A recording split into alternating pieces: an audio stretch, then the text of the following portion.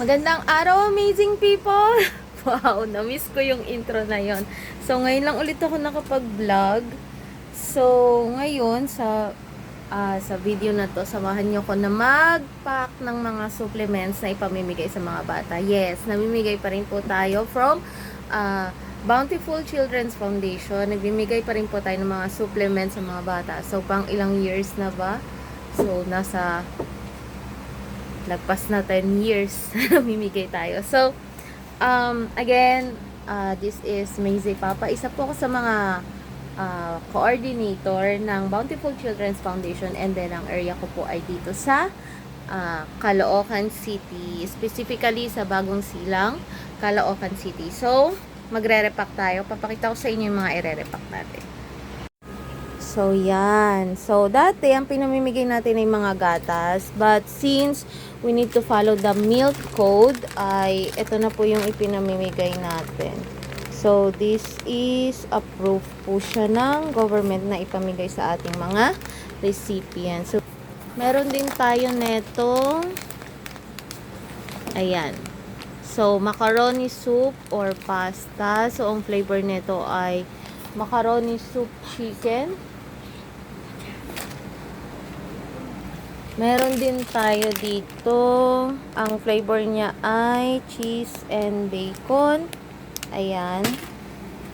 Tapos dito meron tayong ito, fortified milk powder para sa 3 to 12 years old. And then para sa mga pregnant and lactating mommies, ayan.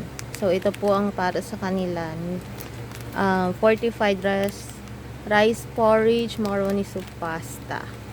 So, this is for pregnant and lactating women. And, namili din ako ng mga biskwit. Yan. So, ilalagay natin yan sa pack nila. Isang pack. Okay. Per person. Yan. So, isang box yan. So, yan, marami-rami tayong ipapack. Yan. So, tignan nyo naman yung space na natira sa akin. Sakto lang na makaupo ako. So, sa sobrang liit ng bahay namin. Ayan. So, wala nang ibang space, kundi dito lang. So, dito ko na lang to. So, ito yung gagamitin natin.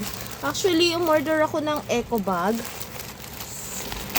Kaso, hindi pa siya dumadating. And then, kailangan ko na kasing magbalot. Kasi mamaya ay may pasok ako. Panggabi yung pasok ko. And then, ang aming distribution ay bukas ng 2:30 p.m. So, nakapag-out ako sa work mga 10 or 11 na. So, wala akong time bukas para mag-pack. Marami po. So, hindi ko na mahihintay yung eco bag, kaya wala akong choice. Pinagpabili na ako sa asawa ko ng plastic, ng sando bag, para at least matapos ko na siya at ma-ready ko na siya para bukas. Okay. So, meron ako dito listahan. So, dito sa listahan na to, nakalagay kung ano yung supplement na makukuha nila. So, iba-iba sila nung nakukuha ang supplement. Depende yan sa age nila. Okay, so magsisimula tayo sa mga 6 months pataas or 7 months pataas, kasi 6 months pababa is ang supplement ay sa lactating pa, sa mothers pa na pupunta. So 7 months pataas ay kay baby na. So ang ibibigay natin sa kanila ay itong cereal na. Okay, so yan. Tatak na tayo. Okay, so alam nyo ba, ito pa lang yung first time na ito na yung supply na ibibigay namin. So, since before yung gatas and peanut butter yung binibigay namin, so ngayon ito yung unang beses na ganito yung matatanggap nila.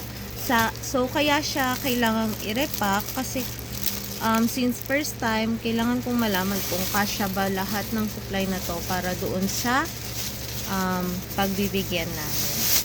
And at the same time is para ma-check ko yung mga supply. So ngayon ko lang to na nakita. Ayan. So ito yung ibibigay natin. So cereal. So dati Cerelac yung binibigay namin. Pero ngayon ito na. Ito na yung ibibigay. So chine-check ko lagi yung expiration date to make sure na hindi expire yung ibibigay namin. So by the way, direct to from the factory. So bagong gawa nila to and then bago siya dinideliver dito sa amin. So 1, 2, 3, 4, 5, 6, 7, 8, 9, 10. 10 yung isang ganito. Tapos ang plano ko sana dati is yung eco bag, yun na mismo yung susulatan ko ng pangalan nila.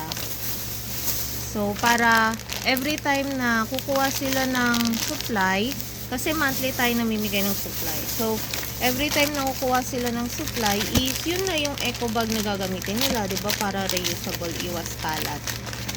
So since plastic yung gagamitin natin, kailangan ko siyang lagyan ng pangalan dito and then i-stapler ko na.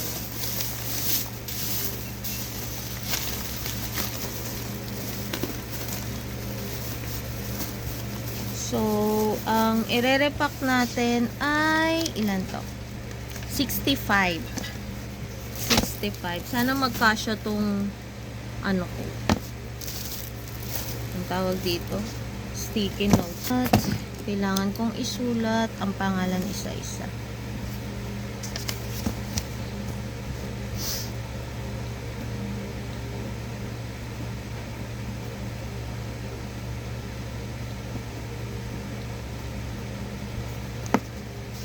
Pwede pa lang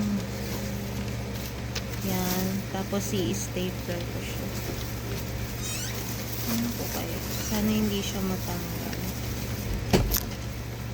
Bale, kung sa susunod pag dumating na yung surely before yung next ano natin, distribution, darating na yung eco bag ko.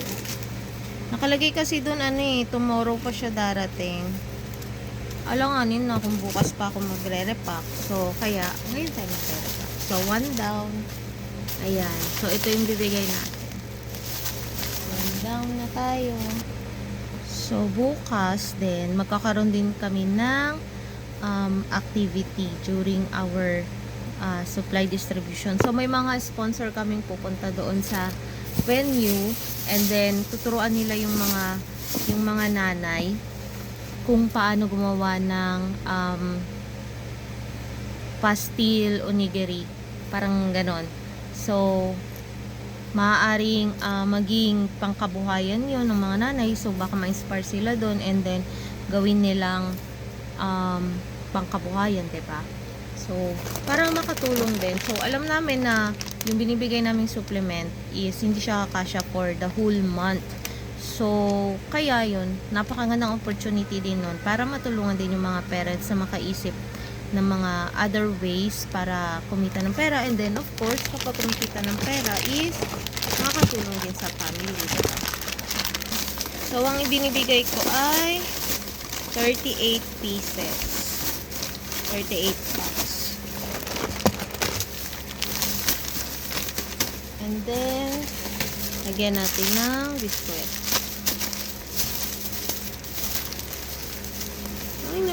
Pangit nga ang plastic dahil nabubutas siya kapag na maganda sana talaga eco bag na lang nabubutas siya sana. Pero pinagdala ko naman ng eco bag yung mga recipients natin para pandoble nila para hindi mabutas.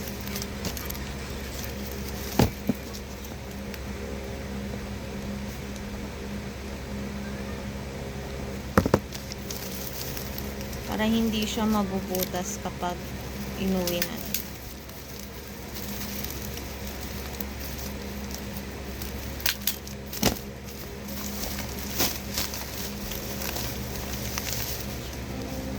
Yan. So, ito.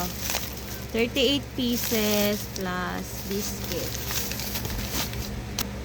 So, orasan natin kung gaano ko siya katagal gagawin. So, 4:36 PM na ngayon.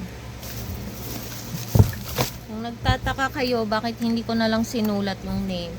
Wala akong marker.